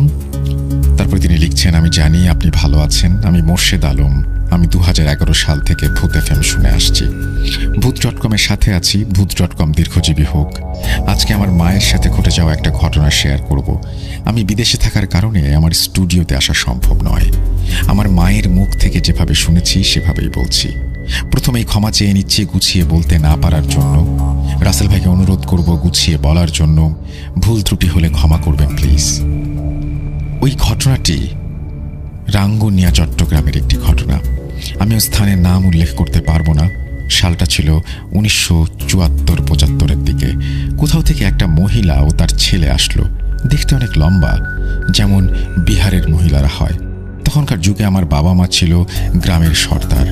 আমার বাবা যেভাবে বলতো গ্রামের সবাই সেভাবে চলতো। ওই মহিলা এসে একটি আশ্রয় খুঁজছিল। সবাই আমার বাবার কাছে যেতে বলল। তখনকার মানুষ একটু সহজ সরল টাইপের হতো।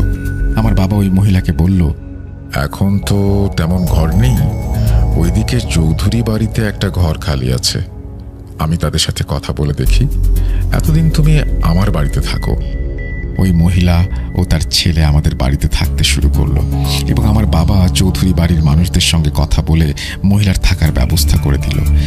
আশেপাশে তেমন ঘর ছিল না, 2-1টা ঘর ছিল। বেশ বছর 2-1 কেটে গেল। ওই মহিলা ও তার ছেলে পাহাড় থেকে কাঠ কেটে বিক্রি করে সংসার চালাতো।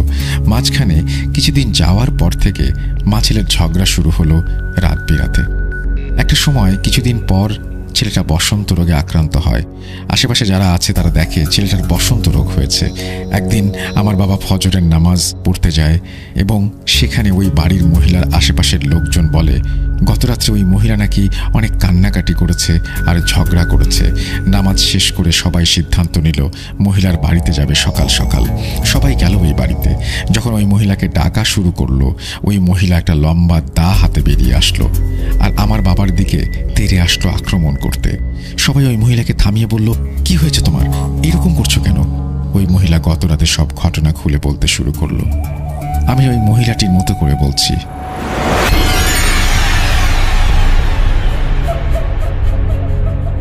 আপনারা সবাই জানেন আমার ছেলেটা অনেক দিন ধরে বসন্ত রোগে আক্রান্ত।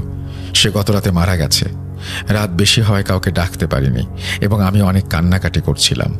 মধ্যরাতে দেখি সর্দার সাহেব আমার বাসায় আসছে এবং দরজা খুলতে বলছে। এসে বলতে শুরু করলো, তোমার ছেলের মৃত্যুর খবর পেয়ে এসেছি।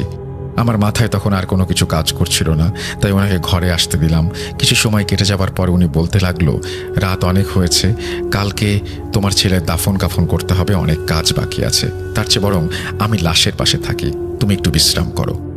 আমি বললাম, না সমস্যা নেই, আমি আছি, কালকে সকালে সকালে অনেক কাজ, তুমি একটু বিশ্রাম করো। উনি জোরাজুরি করতে লাগলেন। আমি অন্য রুমে গিয়ে শুয়ে পড়লাম সেই জোরাজুরির কারণেই।